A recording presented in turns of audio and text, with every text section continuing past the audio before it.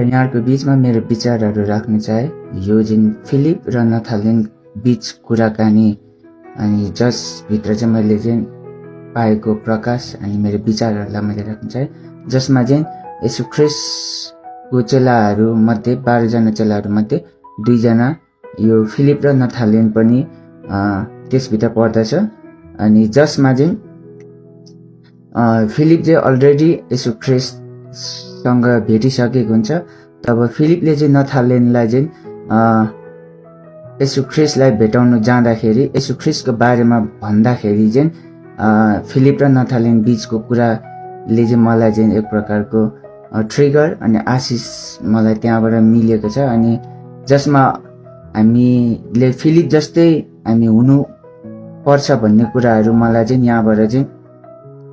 मैले सिक्न सके जसमा चाहिँ मैले यूहन्ना 1:45 मा चाहिँ यसो लेखेको छ फिलिपले नथालिनलाई भेटाएर भने जसको विषयमा मूसाले व्यवस्थामा र अगमवक्ताहरूले पनि लेखेका थिए योसेफका पुत्र नासरतका येशूलाई हामीले भेटाएका छौं अर्थात् मसीहलाई हामीले भेटाएका छौं जुन पर्खाइमा हामी यत्रो समयसम्म थियौं त्यो पर्खाइ अब पूरा भएको छ भनेर फिलिपले नथालिनलाई सुनाउँदछ अनि 46 मा चाहिँ के भन्छ नथालिनले तिनलाई भने के नासरतबाट के असल कुरा आउन सक्छ र भनेर नथालिनले फिलिपलाई उल्टो जवाब दिए। फिलिपले तिनलाई जवाब दिए आएर हेर। यहाँ चाहिँ फिलिपले नथालिनलाई चाहिँ धेरै कुराहरू गरेको छैन क्या अर्थात् नथालिनलाई जित्नु कोसिस पनि गरेको छैन क्या अनि उसले चाहिँ सिर्फ आएर हेर भेट र उहाँको कुरा सुन हैन यसको मतलब उहाँको कुरा सुन उहाँलाई भेट त्यसपछि तिमीले जान्ने छौ कि उहाँ को हुनुहुन्छ भन्ने कुराहरू फिलिपले गरेको छ अनि पाउल प्रेरितले पनि स्पष्ट भन्नुभएको छ कि रोमी 10 अध्यायको 17 मा हामी पाउँछौं त्यहाँ चाहिँ पाउलले पनि यही स्टेटमेन्ट दिएको छ क्या अनि हामीले यहाँ 17 मा पाउँछौं कि जे सुनिएको छ त्यसबाट विश्वास आउँछ र जे सुनिन्छ त्यो ख्रिस्टको प्रचारबाट आउँछ ख्रिस्टको प्रचारबाट अनि फिलिपले पनि त्यही गरेको छ नथालिनलाई गएर सुन गएर भेट अनि हामीले पनि अहिले हामीले कसैलाई हामीले ख्रिस्टको बारेमा भन्दैछौँ भने ख्रिस्टले के भन्नुभयो र के गर्नुभयो र के गर्नको लागि आउनुभयो यस संसारमा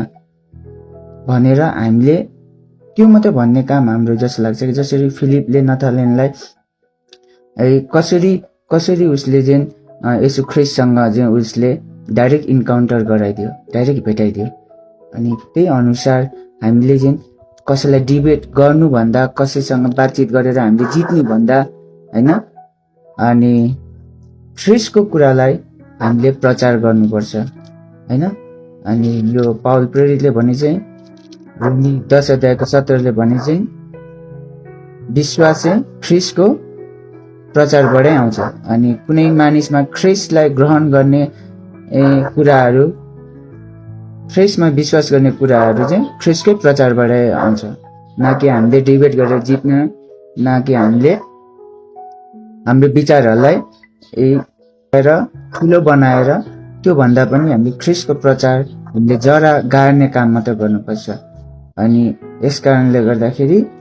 फिलिप जस्तै बन्ने कोसिस गरौँ बनाऊ पनि अनि सबैजनालाई